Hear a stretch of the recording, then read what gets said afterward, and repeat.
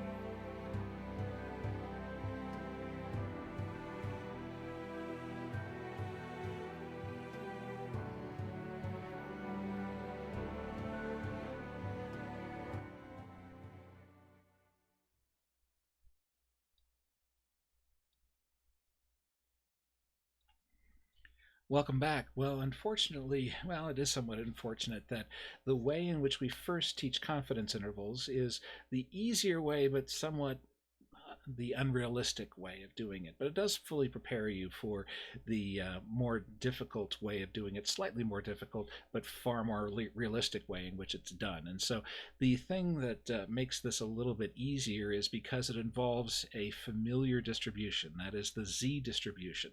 As I mentioned before, you're going to be learning a new distribution today, which we use when the population standard deviation is not known, which is far more realistic here. The problem with using the Z distribution is that, like I said, we use it to find a confidence interval, and we're using that to find a confidence interval. We're assuming that you don't know the population standard deviation, which is a little weird because you don't know the population mean. So it seems a little odd that you would not know the mean, but you would know the population standard deviation. So this, like I said, this is seldom true. It is far more common that both the mean and the standard deviation of the population are not known, and so this is the technique that you'll be using in order to do that here. So when we're trying to estimate the population parameter mu, which is the population mean, we estimate using the sample mean. We've already done that. We did that in our last lesson there. So we use the sample mean as our point estimate for the population mean. And now we also do not know the population standard deviation, and so our best estimate for that is the standard deviation for the sample, which we'll also have to calculate at some point. And so when we don't know, and this is really the major point of the entire talk today, when we do not know the population standard deviation, we have to use the T distribution instead of the Z distribution. Okay, so let's find out what that is. As it turns out, it looks an awful lot like the Z distribution. This is what it looks like here. I'm actually showing you two T distributions in blue and red here, and this one in back near the top is this yellow one is actually a Z distribution. So they look very, very similar to each other. It's bell-shaped. It's symmetric around the mean, so it's not skewed one way or the other, which also means that its mean and its median and mode are all at the center at 0.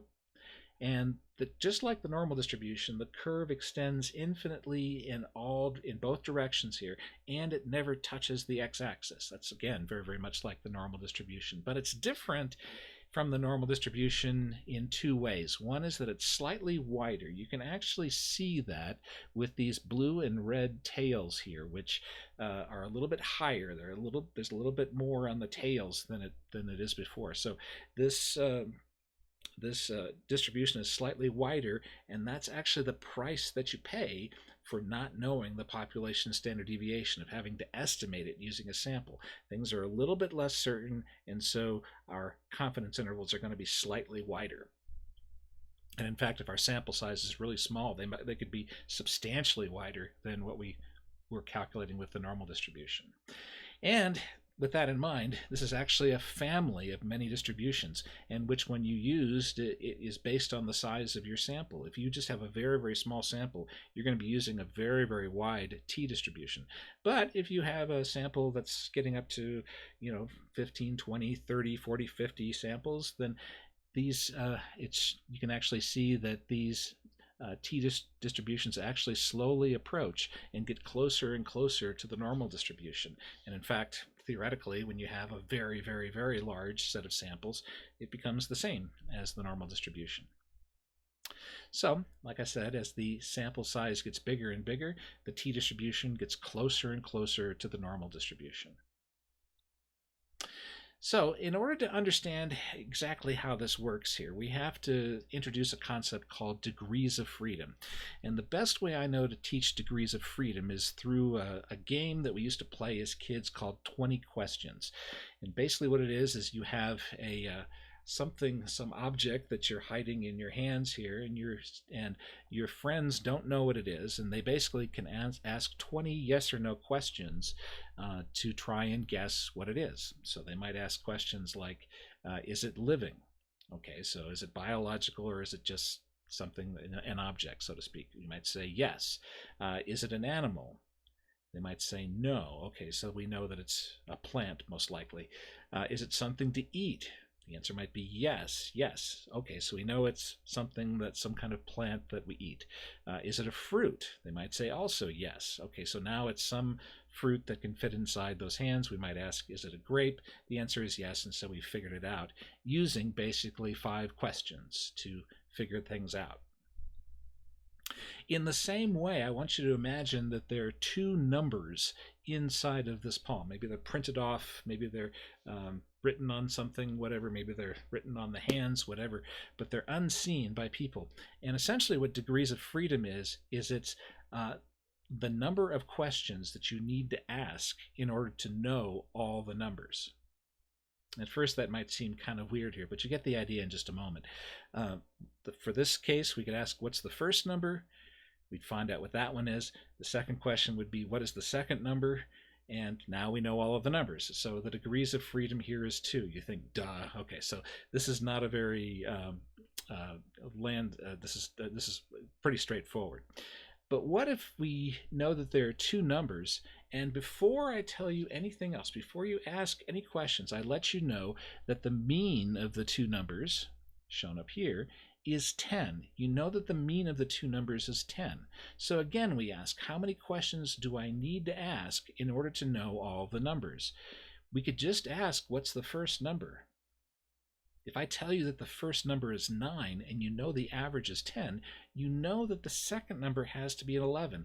In other words, if you know the first number, you can calculate, you can figure out yourself what the other number is. So you only have to ask one question here. The degrees of freedom is just 1. Similarly, if there are 3 numbers being hidden here and I tell you that the average again is 10, how many questions do you need to ask in order to know all the numbers? You could ask for the first number and maybe the second number, but once you know those 2 numbers, you can use the formula for the average here to solve for the third number. You know the average, you know the first 2 numbers, you can manipulate this equation to solve for what that third number is. The point being is that you only have to ask 2 questions in order to know all 3 numbers. The degrees of freedom in this situation is 2. And so for now, we'll just say the degrees of freedom is the sample size minus 1. You pay a price of 1 degree of freedom for knowing the mean, basically.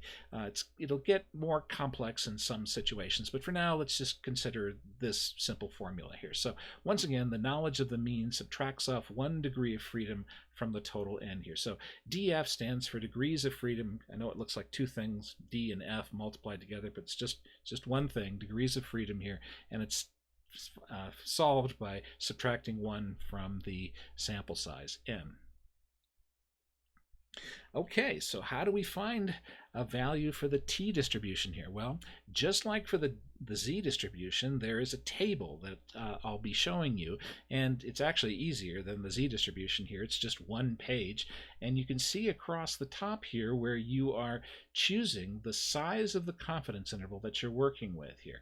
And for now, let's just look here. Don't look so much at these alpha values in here for 1 tail and 2 tails. We'll get into that later on when we do hypothesis testing, but this is where we want to be looking right now. And so for a 95% confidence interval, pretty straightforward to see where we look. We look here.